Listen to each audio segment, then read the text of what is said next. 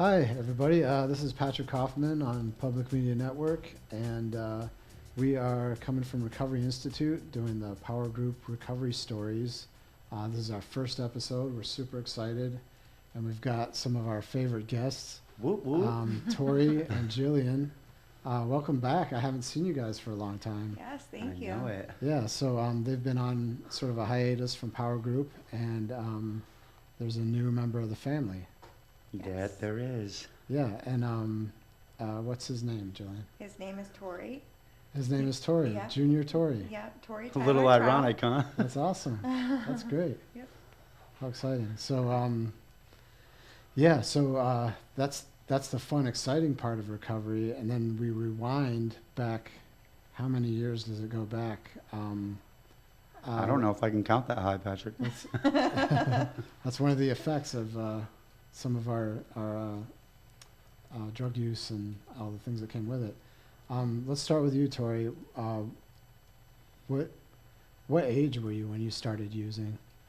I would say the first time I used, or when I started using, so I was like 8 years old. I can remember my brother used to have campouts in our front yard, and him and his friends were passing around a joint, and for me not to tell on my brother, he would make me engage in his activities. So You'd get in trouble if you told on him. yes, Wow. and so they passed me the joint. I think I was maybe 8 or 9 years old, and then my stepdad came out there, and I thought I was in a world of trouble.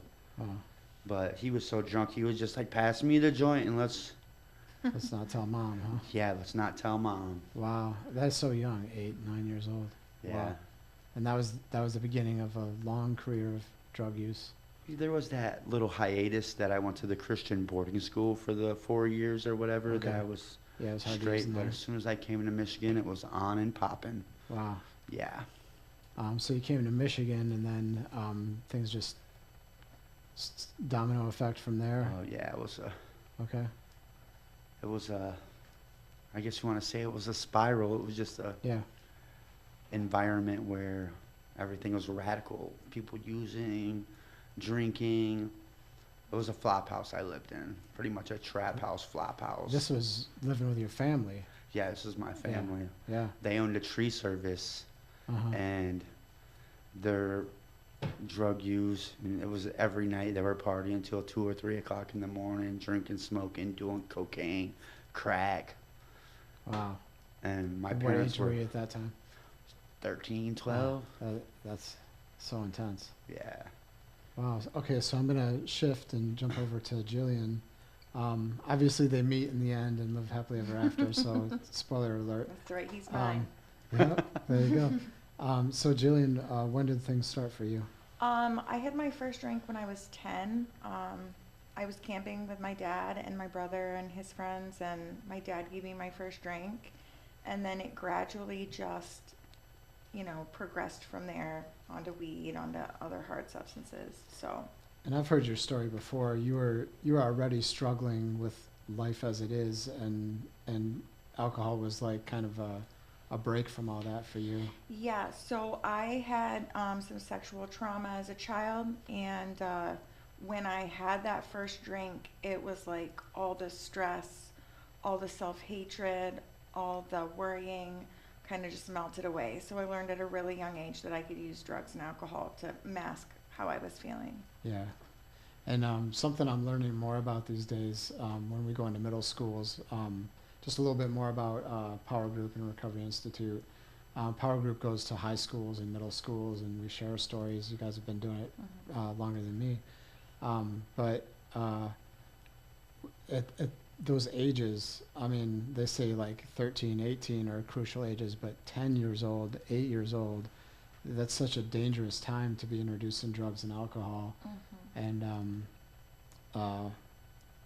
it has such a deep effect on us, but I mean, we made it out. That's a lot, but there's still so much more to the story, because you guys, it was a long time of using before you finally got out of it. Oh, yeah. Do you want to share more about the trajectory after that first drink? Yeah, so it started with drinking, then it then it went on to like smoking weed with like my friends and my friends' parents. And then it got a lot darker. People were using opiates, heroin, meth, and if it was offered to me, I was trying it. Mm. The first time I did meth, I didn't like it, but I did it anyway. By the time I was in high school, I was a heroin addict. So it started off kind of slow and then just like completely took over my entire life. Yeah, the danger of being open-minded to drugs at a young age is so extreme. So it was different for me. I might have had the same attitude as you guys. I didn't use as early by any means, but I was like, I'll try anything, whatever you guys give me. Like I was always looking for heroin, but I was in Portage and like did not have like connections or anything close to that. So I was always like, you know where to get heroin? They'd be like, have a beer and just sit down, And so I was fortunate in that respect, but I would have tried it. And if someone gave me enough to kill me, I would have taken it all. I wouldn't have known. I would have just. So a lot of us, when we've already decided we want to use drugs, we're just so reckless about it, and we'll just take whatever's there, and if it is there, then we'll do it. And wow, so you were using heroin in high school? I was, yeah, and not doing very well. I was failing all my classes, and I didn't care, and I don't know how I ended up like there was periods through high school where I would stay clean. Like my senior year, I got really big into volleyball. I was drinking, but I wasn't using hard drugs. And then it was like after high school, when like all bets were off, and it got really, really bad. Mm. So you actually temporarily got a handle on things. Yeah. So, it's weird to say it, but it was like I was a recreational user until like a certain point. Mm-hmm. Like after high school, then it was just completely The a monster disaster. takes over. Yeah. Yeah, I can relate to that. I would have times where I was introduced to crack not until after I failed at college, but I would use it for a while and lose all my stuff and get really frustrated and be like, I'm not doing this anymore, and I'd chase people off. I'd be okay for a year or two, but then it would come back, and then if I wasn't in the right headspace, it would stay, So Tory, more about you. You were 14, 13, meth was in the house, all those other drugs I think you mentioned too. What came next? Well, obviously I started real young. Weed was everywhere. Uncles, mom, they didn't care if I smoked weed, cigarettes, whatever, but then I started to manipulate people. I would know that they were smoking crack or doing cocaine. And then my Uncle Tim was the owner of the house, and he didn't approve of the hard drugs in his house, which they were still going on behind his back. But so I would manipulate my uncles or cousins or whoever, like, if y'all don't give me some cocaine, then I'm going to tell Uncle Tim, Oh, wow. And then we ended up moving out of Uncle Tim's, and then my stepdad got into manufacturing methamphetamines. So I remember in your story you say one day, you're like, where's all this money coming from? We got all this food in the refrigerator, things are looking good, something changed. Then you figured out it was the meth. yeah, my dad asked me if I wanted to know what the family business was. He took me out into our shed, and had like five 5-gallon glass jars, and he was fogging off his meth. It looked like Christmas in July is what we used to refer to it as. And then you were hired, right? Yeah, essentially, I would go steal boxes for him. He wanted to know Boxes of Sudafed. boxes of Sudafed. He would want to know which one of my friends' parents were using, if I could get rid of it to him. I used to take dope to school to sell, and I was in the intensive learning center, which is in Kalamazoo, at the juvenile home with drugs on me. So, I mean, Wow. yeah. So how much trouble did you get into? Obviously a little bit. I did a lot of, they have like 72-hour, punishments at the juvenile home. I think I did a 72-hour weekend stay every weekend for a year. I was in and out of different juvenile homes, Allegan, Kalamazoo, Muskegon River, youth home, until I was about 17, and then they were like, all right, we're done. We're just going to release you off everything, probation, and we're going to send you to Actual jail. the big dogs, yeah. Wow. And then it just kept going from there. Yeah. Making methamphetamines was my life, Yeah. you know. So you had money, you had drugs, and then you ended up in and out of prison? Oh, yeah. Okay. A bunch of different times. Yeah. Like 4 different times for over 13 years. Is that pretty hard to avoid for pretty much anybody and living that lifestyle, would you say? Or I mean, unless you're the federal government, I don't, but yeah, Yeah. that's where my head was at with the whole thing. But yeah, yeah, if you're going to be living this life, it's always going to come to the end of like a jail, institution, or possibly death. yeah, Mhm. yeah. You know, it's a little cliche, but that's the cold, hard facts of it all. Yeah. Mm. So you went from a drug career to a prison career, and both were sort of entangled in each other. Yeah.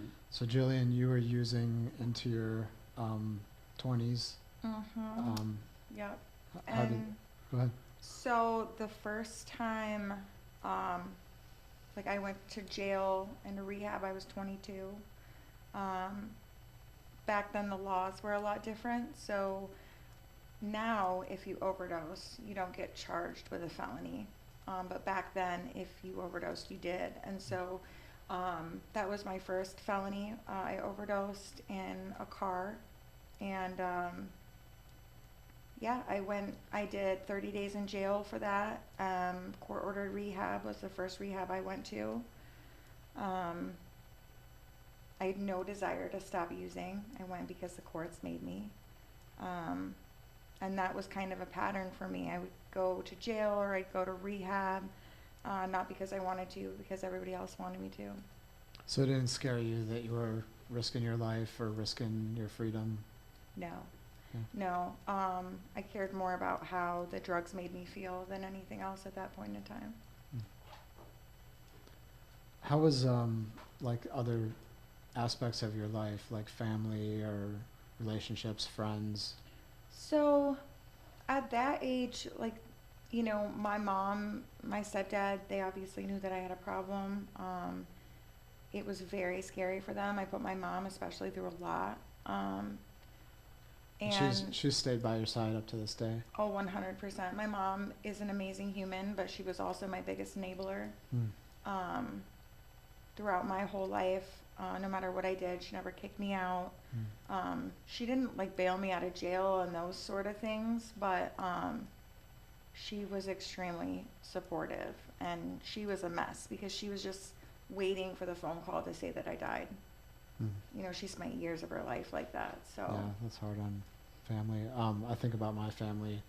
One of the things I'm actually happy about is that they didn't enable. They were supportive. Like I knew they were there if I needed them, but I was always grateful that they didn't let me ruin their lives, because I would have had that burden to carry, and I would, you know, I'm sorry that you have you have that to deal with. That, you know, you sort of affected her that way, in that deep way. Fortunately, you have a good life now. But for me, I was always glad that I didn't harm my parents in that way, because they didn't allow it. They just were like, they took care of themselves, and they did positive things. They helped other people because they couldn't help me because I wasn't going to hear it. But they didn't let me drag them down, or they didn't fall for my stories of like, oh, you know, I have this problem, I need this money. They're like, too bad, you know, figure it out. yeah. So fortunately that didn't happen for me. So that went on for how long? A few more years after that, and eventually I ended up getting on methadone, and I was on that for several years. So I had some, I don't consider them clean years because I was using methadone, but I believe that I'm alive today because I was able to use methadone. Right. So we had some good years. My mental health was not great at all at that point, but I was I wasn't going to jail. I wasn't hurting my family. I was able to, for about 7 or 8 years, kind of live like a pretty. So it was still like a step towards recovery, Mhm. getting on the methadone. What prompted that? What made you decide, I don't want to live this heroin lifestyle. I'm going to live a more Yeah, balanced. rehabs weren't working, and the reason they weren't working is not because they don't work, but because I was not putting in the work. Mhm. So I want to make that very clear. I wanted to have a better life without like putting in any work to get it. Like I Yeah. just thought like, oh, I deserve this. So that's kind of like where my mindset was. So I had talked to my mom and I was like, this is really bad. Like I'm spending all this money. I'm living this insane life. I would like to try methadone. So Mm. I went, and in my mind, it was like I was going to be able to get on the methadone and then get off of it within a matter of months. Like Mm. that's kind of where I thought that was going.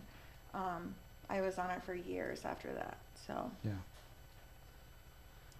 And so some background on methadone. The 12-step communities generally, what do you guys think? What, like, you guys both still do 12 steps, or? I do. Yeah, so what do you feel like the 12 steps say about methadone? Um, honestly, everybody has their own opinions on it. Mhm. I believe that if you're on methadone and you're working a program and you're taking the steps to make your life better, then that counts as clean time. Mhm. If you're taking methadone and you're still stealing, you're still doing all the bad things, you're not doing anything to better yourself, Yeah, that's not considered clean time. So it just, and everybody has their own opinions on it. that's pretty clear cut. I don't work a 12-step program. Tory does not. Okay. I do not. But I believe that if anybody's recovering from what held them down or what used to not let them wake up in the morning or not, if you're sober for long enough without working a 12-step program, as long as you're filling the voids, as long as you stay mentally strong, I think that recovery starts to happen once it happens organically and naturally, whether you're working a program or not. When you can look deep inside yourself and find out what's really going on up there, you don't need 12 steps. Not saying that 12 steps is bad for anybody, but it's not for everybody. It's not the only It's not. approach. Correct, For it's example, not. there's Smart Recovery, which we have at Recovery Institute. Which Tory loves. Advertisement there. I love Yeah. a little smart recovery or the transformation or Yeah. even the hearing voices, because Yeah, meth plagued me long after I stopped using it with voices and stuff Yeah. like that. yeah. So, I mean, Yeah, Hearing Voices Network is a whole nother conversation. We're going to be doing these podcasts probably once a month, I'm thinking. So that topic will come up. So stay tuned. big fan of the SAM program too. Shout out to ISK. Yeah, ISK was the SAM program. Those guys are great. Yeah. That was my first taste of recovery was SAM. I would come in and get my tokens, get my coffee, get my candy, and I would leave. And they're like, that's harm reduction. I'm like, what does that mean?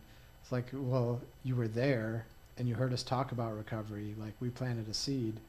And they actually did, because when I was ready for recovery, I came back to Sam and I was like, I'm still interested, like, it got me thinking about recovery, even though I thought it was kind of funny that I would leave and go drink a beer, and haha, I was just there getting candy, but, there was some part of it that was sinking in, so, harm reduction is effective.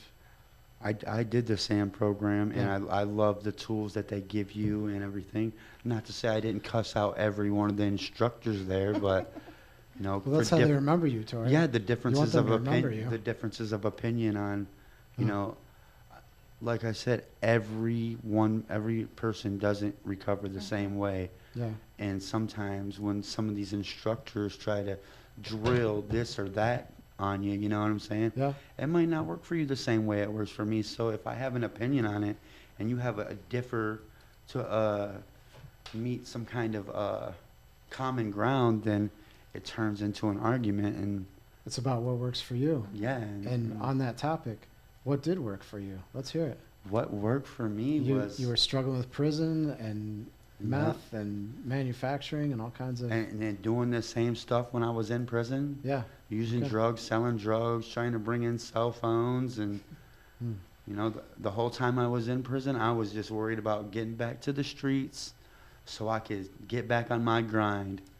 This time I'm not going to tell so many people, or, Right. oh, the cops can't mess with me. I thought I was above the law. Yeah. And, it's just, for me, what worked is giving myself a life worth living, honestly. It was like I was sober for long enough that I could actually think clearly. I know it had to have been. So I was in drug court, and it's an 18-month long program. I don't know if you remember or not, but like 12, 13 months into the program, I'm still like, I'm going to graduate in 5 months. Is this even enough time for me to, Yeah. get my feet back on the ground? I'm And sure you were going to make it. am I ready for the world yet? Yeah. You Right. know? Right. And obviously I am or was or still, Still. Yeah. it's still up in the air because, Yeah. with addiction and all this stuff, anything can happen at the drop of a dime. Yeah. You got to be on guard pretty much the rest of your life. Yeah. That's why I side with, like, I don't know what Smart Recovery's opinion is, but some people say, like, don't call yourself an addict the rest of your life. You don't have to deal with that. But personally, I want to call myself an addict the rest of my life because I want to know that anytime there's a risk, there's a risk. Like, if someone put drugs in front of me right now, I'm like, oh my God, what would happen? I need to know that I can't trust myself. And I am not much for putting I don't know the Label. word. I'm not much for labeling myself Sure. or anybody else, and I think a lot of it has to do with the room that you're in. Yeah. If you're in a room with a bunch of people that are newcomers and trying to learn, and to show them that you're an addict is cool, so it gives them some perspective, But there's other times where I'm in a room full of people and we all already know what you know what I'm saying? Yeah. So there's Yeah. no need to, Right. you know what I'm saying? A lot of people get triggered by that. Oh my God, I'm around a bunch of addicts. What am I, I'm an alcoholic. I don't need to be around these people. Like, there's some people, like, you can't, like with recovery, and so we do a comfort pack Mm-hmm. to make sure everybody's comfortable with everything else. Mm-hmm. They don't do that in the 12-step program. Yeah. If you're uncomfortable, you get up and leave the meeting, Yeah. or you talk to the chair. I mean, Right. so there's. So Jillian, sort of same question I asked Tory, which essentially was what inspired you to change to Yes. pursue recovery. So, when I'll back up just a little bit. I relapsed, and methamphetamines became my drug of choice.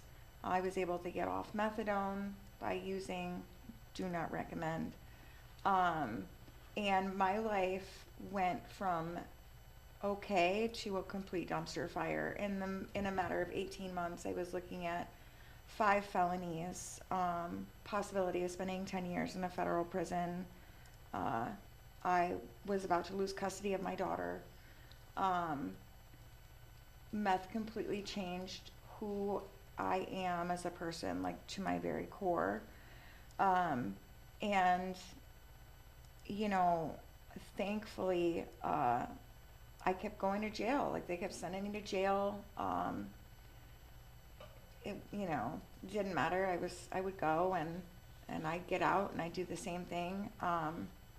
But the last time I went to court, I was so drunk and high on multiple things that I couldn't even speak.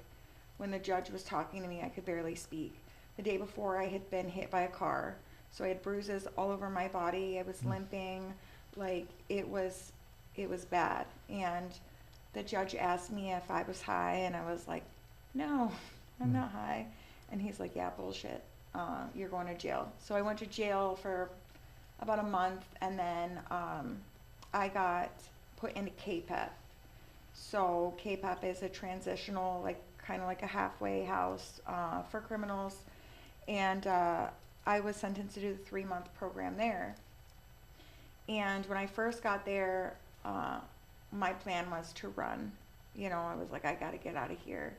Um, Luckily, my mom kind of talked me down, because if I would have ran, I would have went to prison, and that's years away from my daughter that I would have been, you know. So um, I decided that if I was going to be there, that I was going to make the absolute best out of it, and I did. Like, I had a great time in KPEP. Everybody was like, oh my gosh, KPEP, I hate it there. I had a wonderful time. I worked in the kitchen.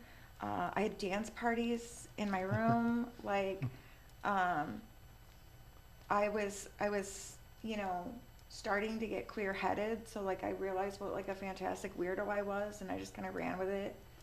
And when I got out, after 3 months, I went to my first AA meeting. Um, to be very honest, I went there because I had friends that were in drug court and they were going. And I was like, yeah, I'll tag along. And when I sat down, I thought that everybody in the room was absolutely crazy. They kept talking about God and talking about how they love us and like all this weird stuff that I was not used to. And I don't know what prompted me to go back the next day, but I did. And I kept going back and kept going back.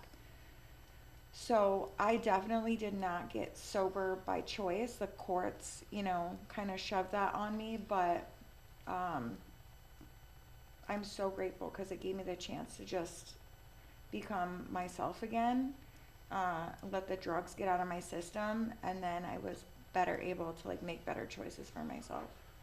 Yeah, I feel like drug court's a miracle, even though like people would hate me for saying that are like struggling through drug court. But It's amazing. you see so many people get their lives back because like you might hate it while you're part of it, but eventually so many people like, oh, I have to go to this stupid meeting, and then eventually they're like, this meeting's great. What am I talking about? Mhm. And people get their lives back. So Well, and it teaches so many other things too, like how to be held accountable, to take responsibility, how to adult, be on time to things. Like it right. really is. It teaches you to be like a better human. But if you don't have the want to or you're not Right. willing, it's always going to be a burden. Yeah, You know, it doesn't work unless you work it. You know what I'm yeah, saying? yeah, You gotta it's gotta be something that you want, and that at first I didn't want it. I was gonna leave too. hmm I was still trying to catch little plays when I first got into drug court because I didn't have no money. I was homeless. I was living at Martin Luther King Park before mm. I got arrested. Mm. I was out doing the dumbest stuff. You know the story about Mm. me at Old Burdick's. I thought people were trying to take everything from me and everybody owed me the world. And, Mm. you know, I mean, stealing Tom Brady's autographed jersey off the wall I mean, yeah, so I was just like, That's the story. I never heard that story. yeah, Wow. it was a lengthy crime spree I went on. I Wow. thought everybody owed me. Mm. I went to the dispensary and tried to steal their jars of weed, and I was living at Martin Luther King Park, and I was smoking crack and meth and everything else that I could get my hands on while I was there. But I was losing my mind, and the voices were telling me what to do and where to go, Mm. and that's where it led me to getting pepper sprayed multiple times. Ended up assaulting security. Ended up getting me in jail, and All right, so you guys both got into recovery. Hmm. When did you cross paths? um, I seen her at a AA meeting when I was going, and I talked to my buddy Frankie, and I was like, "Who is that?" And he was like, "That's Jillian," and I was like, "Oh, so I sat and pondered it for a while. I was lonely, man. Really. I mean, at the time I was in drug court for a year already, and then I was just super lonely. And she had a little sparkling, dazzling personality, and I was like, I gotta try my hand at that one. All right. And actually, he took my phone from me and sent her a friend request on Facebook, and we got to rapping, and that's how it happened. You know what I'm saying? Yeah. I was gonna see if there's some clever pickup line or something. Oh, there was plenty of them. Oh, there's plenty of them. I'm There's the- a list. You I'm gotta the- pay for that. I'm the right? king of pickup lines. Yeah. Yeah, this is bought, not taught, Patrick. Yeah, we can't sell it on this channel, so Right. otherwise right. we give the address to the book. Yeah. But yeah, so like we started talking on like Messenger or whatever, and then I invited him to come play volleyball, and I invited Was he him. good at volleyball? Oh yeah, Good. he is amazing at sports. Cool. Yeah, we share that. Like we love sports, and yeah. And then I invited him to my birthday party, and he like gave me this like really nice card, and so yeah, it just kind of And went you knew from he was there. into you right away from the beginning? Oh yeah, he's not shy. He made it obvious. huh? Oh yeah. That's cool. I was trying to let all the other guys around know that I'm taking charge on this one, boys. Yeah, okay.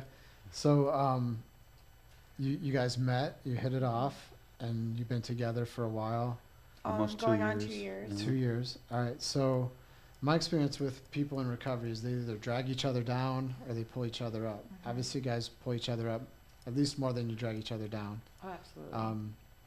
My wife and I are both in recovery. Sometimes we're at each other, but more often we build each other up. What's the experience like? Like you guys, you complement each other's recovery. Say more about that. Either one of you. So with me is she gave me all these extracurriculars and things to fill the voids for me. You know what I'm saying? The sports and stuff. the activities. sports, the activities, the volleyball, the meetings, and she just Kind of filled your life. filled my life with everything that I've always been, I've always wanted. I've never spent more than a year outside of jail or prison because I was always right back into the. Mm-hmm. And when I get into the bullshit, I go hard. I don't. Right. I think I'm Tony Montana. I want to go to New Mexico or Arizona to cop thousands of bricks. That's my Mm. distorted way of thinking. So, Yeah. but so she keeps me grounded, bro. She holds me accountable. She doesn't like if I'm having wandering thoughts or anything. She reels you back in. reels me back in, man. Nice. It's a sight to behold, man. So how about for you? Yeah, so when I met Tory, I was going through a bit of a hard time. Like, my mental health hadn't been great. I had a bit of like a breakdown a couple months before.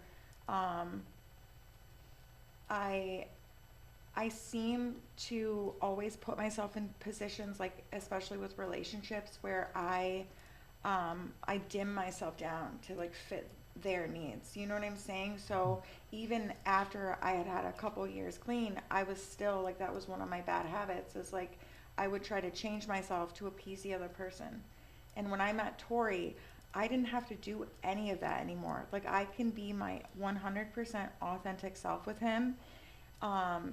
And let me tell you, it makes a world of difference. Like, I don't have to be quiet. I don't have to be less weird or awkward. I can say exactly how I'm feeling to him.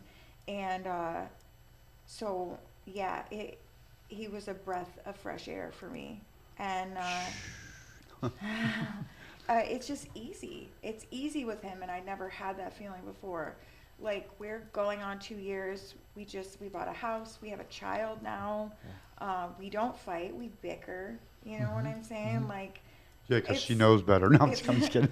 it's a bit of like our love language, like Yeah. talking shit, and roasting each other. But we mesh so well together that, and when I'm having a bad day, he can sense it. He's helpful. He'll pick up the house.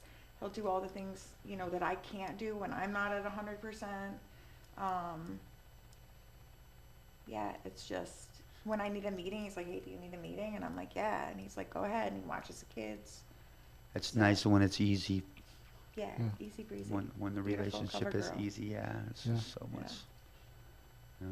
That's And I great. love you, babe. Love you too. That's great.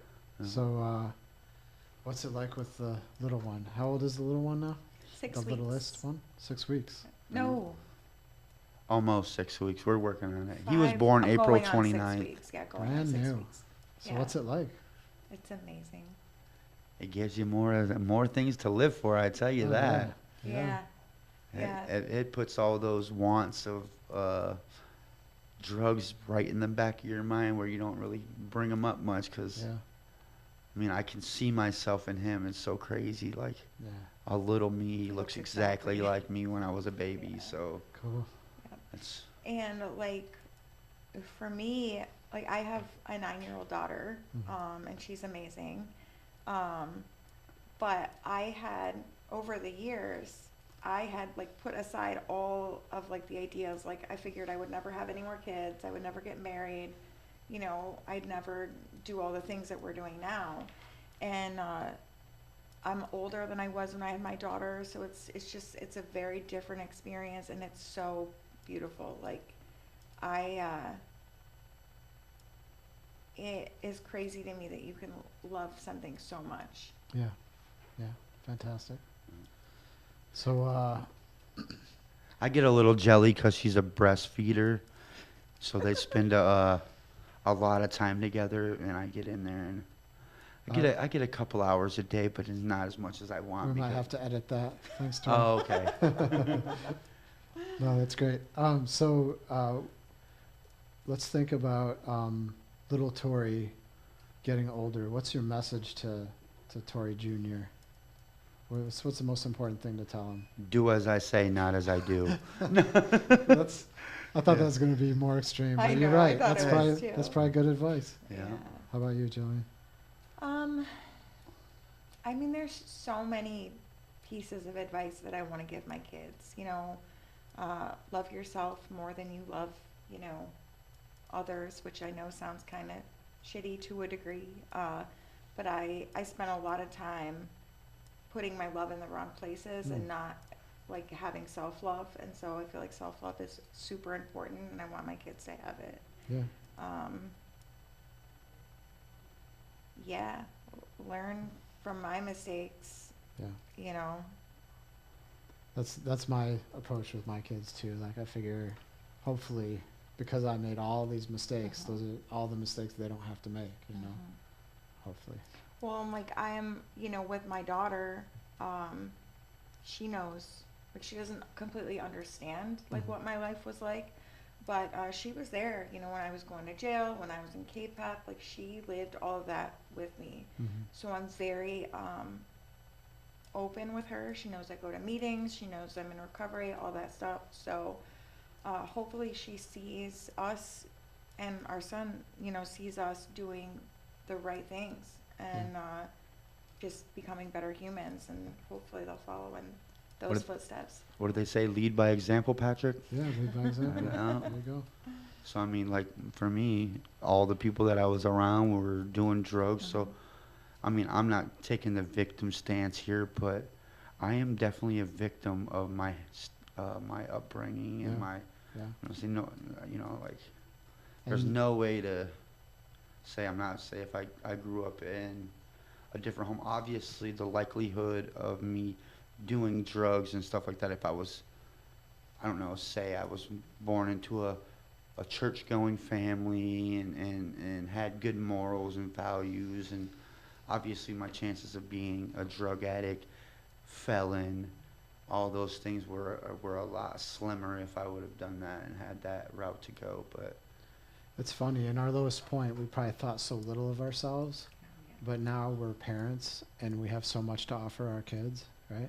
I'm glad I have the lived experience, so I can show him what to stay away from, and you know, I'm real good at picking up on things, or like the art of I don't know. Well, I was gonna say how to be a good dad and how to be a good significant other. You know, those are great examples. That's things he's gonna learn from. Those are some of the most important, right? I still have bad habits. Oh yeah, well, Like- we all do. Don't we all? Yeah. Yeah. I mean, a lot of the things that, you know, my dad said to my mom when I was younger still come out every once in a while when I'm talking to her. Yeah. Yeah, but It's hard to shake some of that stuff. I have some of the anger impulses that I try to shake it. My daughter picks up on it. My oldest daughter, she does the same thing. Like, oh, it's great. She's inherited the thing my dad inherited from his dad. And Have you heard the Yeah. saying, if there was an angry parent in your house when you were growing up, there's going to be an angry parent in your house when you're growing your kids up? yeah, I don't know how true that is, but it seems like so. I consider myself a cycle breaker. yeah. I'm gonna try to be a cycle breaker.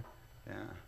Well, and the great thing too about like us and our relationship is like he can say some pretty off the wall things to me, you know, and it doesn't affect our relationship. Like we're very like we'll bicker, you know, all those things, but we don't stay angry at each other.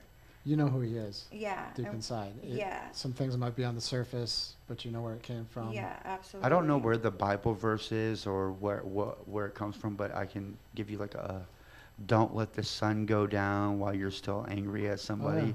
Yeah. And that's one of the things that I can relate to most is like I don't want her to go to sleep hating me or like so when I feel like I've gone too far, I'll be the first one to take ownership and Yes. apologize and He does. you know, I don't like if I was in my addiction, she'd have been gone and I'd have been back out in the streets. I'd have been having sex with multiple girls. I wouldn't care about my feelings or anybody else's. I'd be reckless. I'd be contaminating this earth. Nice to be free of that, isn't it? Yes. Amen. All right. Any final thoughts before we wrap up?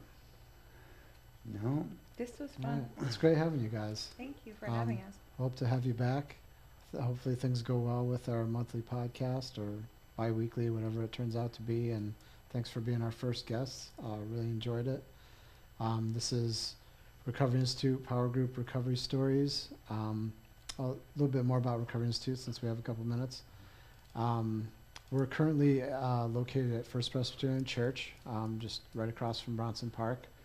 Do you know the And- address to that? That would be 321 South Street. Nice, because I know a lot of people looking just don't know where to go. The big red doors across from Bronson Park, Nice.